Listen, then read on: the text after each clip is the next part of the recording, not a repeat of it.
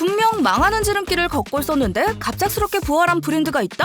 최근 6년 만에 심폐소생시킨 패션쇼의 오프닝을 K-팝 최초로 블랙핑크 리사가 열며 세간의 주목을 받은 브랜드는 바로 빅토리아 시크릿입니다. 빅토리아 시크릿은 그 어떤 브랜드보다도 흥망성쇠가 뚜렷하죠. 2000년대 초중반까지 독보적인 언더웨어 브랜드로 자리했지만 사회 인식의 흐름에 따라 남성을 위한 란제리라는 콘셉트를 사람들이 점차 외면하며 벼랑 끝까지 내몰리기도 했습니다. 그러나 처참히 무너지지 않고 여러 시행착오 끝에 화려하게 복귀해 눈길을 끌고 있는데요. 오늘은 이 브랜드가 겪었던 흥미진진한 일련의 사건들을 지금부터 한번 살펴보려 합니다. 그럼 빅토리아 시크릿과 제대로 눈 맞아볼까요? 빅토리아 시크릿은 로이 레이먼드라는 한 남성에 의해 탄생했습니다. 미국 스탠퍼드대에서 경영학을 전공한 그는 어느 날 아내에게 속옷을 선물하기 위해 속옷 매장에 방문했는데요.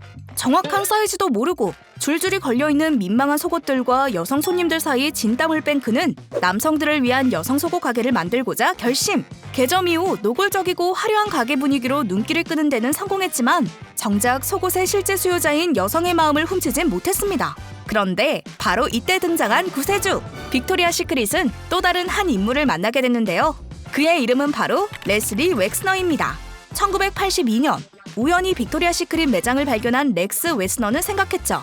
여성들도 성적 매력을 발산할 기회가 있어야 하지 않을까? 창업주 $100만 주고서 빅토리아 시크릿을 인수했고 전에 없던 새로운 개념을 만들어냈습니다. 속옷은 패션이다. 렉슬러는 속옷에 섹시함을 주입했습니다. 브랜드 모델로는 톱 모델들만 세우고 란제리 신상품 발표에도 밀라노나 파리 컬렉션처럼 빅토리아 시크릿이라는 정기적인 패션쇼로 정착시켰죠. 빅토리아 시크릿의 패션쇼는 그 정점이었습니다. 패션계의 슈퍼볼이라고 불렸고 빅토리아 시크릿의 쇼에 오르는 모델들은 일명 엔젤로 칭했습니다.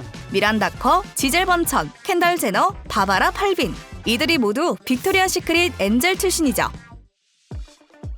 그렇게 빅토리아 시크릿은 전 세계 패션계를 주름잡았던 속옷 브랜드가 됩니다. 1995년부터 2018년까지 이어진 이 속옷 패션쇼는 전 세계에 방영되며 시청 가구 수가 1000만을 넘길 정도로 큰 인기를 끌었어요. 앞서 언급했듯 미란다 커, 지젤 번천, 타이라 뱅크스 같은 정상급 모델들이 이 패션쇼를 통해 빅토리아 시크릿의 엔젤이라는 상징적인 타이틀을 얻었고 섹시함과 매혹의 대명사로 자리 잡았죠. 하지만 시간이 지나면서 그들의 화려한 날개는 점차 힘을 잃기 시작합니다. 브랜드의 몰락은 2016년부터 서서히 시작됐어요. 개성을 중시하는 MZ세대가 핵심 소비층으로 떠오르면서 빅토리아 시크릿이 제시하는 획일화된 미의 기준에 대한 거부감이 생긴 거죠.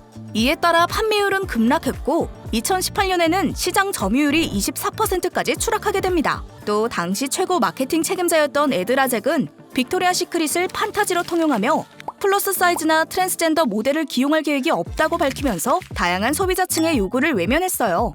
이 발언은 여성의 성상품화에 대한 비판과 맞물려 큰 논란을 일으켰고 결국 브랜드 이미지는 심각한 타격을 입게 됩니다. 그 결과 2018년에는 1995년부터 오랜 역사를 자랑하던 빅토리아 시크릿 패션쇼마저 중단되고 말았죠. 섹시함을 앞세운 마케팅 전략으로 전성기를 누렸던 빅토리아 시크릿이지만 시대는 변했어요. 이제 속옷 시장에서는 편안함과 다양성이 더 중요한 가치로 떠올랐죠. 스킴스, 에어리, 서드러브 같은 브랜드들은 다양한 사이즈와 실용성을 강조하며 사람들의 다양한 체형을 반영한 광고로 소비자들의 큰 호응을 얻었어요. 지금은 한국에서도 바디 포지티브라는 단어가 대중화된 반면 당시의 빅토리아 시크릿은 여전히 마르지만 글래머스하고 키 큰 모델들만 기용하며 현실과 동떨어진 이미지를 고수하고 있었죠. 여기에 임원진의 성희롱 논란과 CEO 레슬리 웩스너의 미투 스캔들이 이어지면서 브랜드 이미지는 결국 바닥까지 내려갔습니다. 결국 이들에게는 변화가 필요했죠. 2019년 새롭게 부임한 CEO 마틴 워터스는 빅토리아 시크릿의 이미지를 전면 개편하기 시작합니다. 그는 다양한 사이즈, 인종, 성별을 포용하는 모델들을 기용하면서 소비자들에게 더 넓은 시각으로 다가가려고 했어요.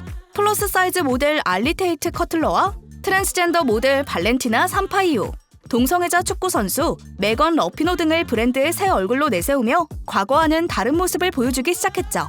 이는 빅토리아 시크릿이 더 이상 획일적인 미의 기준만을 고집하지 않겠다는 신호였어요. 이에 발맞춰 마케팅 전략도 새 스탠스를 갖추게 됩니다. 이전처럼 단순히 섹시함을 강조하는 대신 일상에서 편안하게 입을 수 있는 속옷이라는 점을 강조하기 시작한 거죠. 대형 오프라인 매장과 화려한 패션쇼에만 의존하던 마케팅 방식에서 벗어나 온라인 채널과 소비자의 의견을 더 중요하게 반영하는 방향으로 말이에요. 빅토리아 시크릿의 몰락은 단순한 실패가 아니라 시대의 흐름을 놓친 결과였죠. 하지만 새로운 변화의 바람과 함께 다시 도약하려는 노력을 꾸준히 이어왔고 마침내 그 빛을 오래 볼 수 있게 됐습니다.